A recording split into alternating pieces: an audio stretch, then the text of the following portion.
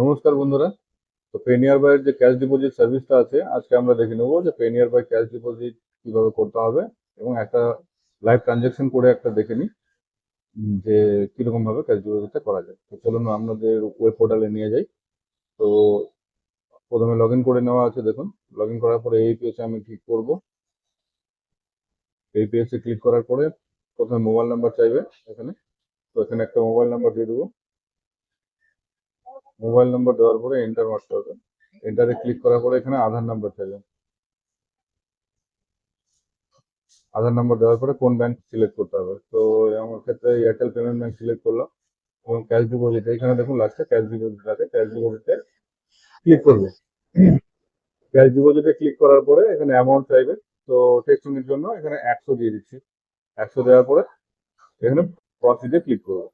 প্রসিডে click করার পরে দেখুন এখানে আপনাকে ডিভাইস সিলেক্ট করতে বলবে।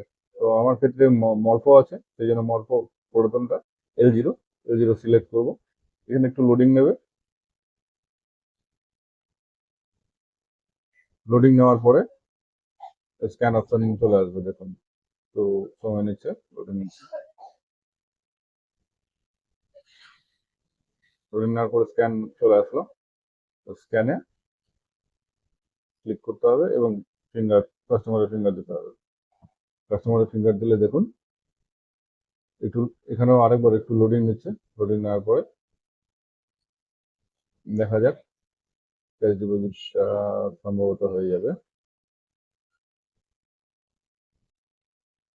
দেখুন আমাদের ক্যাশ ডিপোজিট সাকসেসফুল হয়ে গেছে। এই দেখুন cash deposited successfully Airtel payment bank.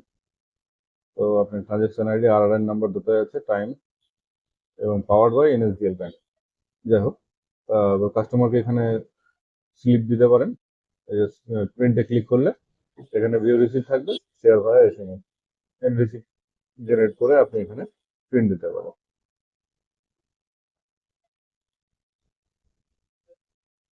দেখুন কত সুন্দর হয়ে গেছে। 100 টাকা আপনি প্রিন্ট দিতে পারেন। তো বন্ধুরা, আপনাদেরকে দেখালাম যে পেনিয়ার বয়ের ক্যাশ ডিপোজিট সার্ভিসটা খুব ইজিলি ভাবে, খুব সুন্দরভাবে ফিঙ্গারপ্রিন্টের দ্বারা ক্যাশ ডিপোজিট করা যাচ্ছে।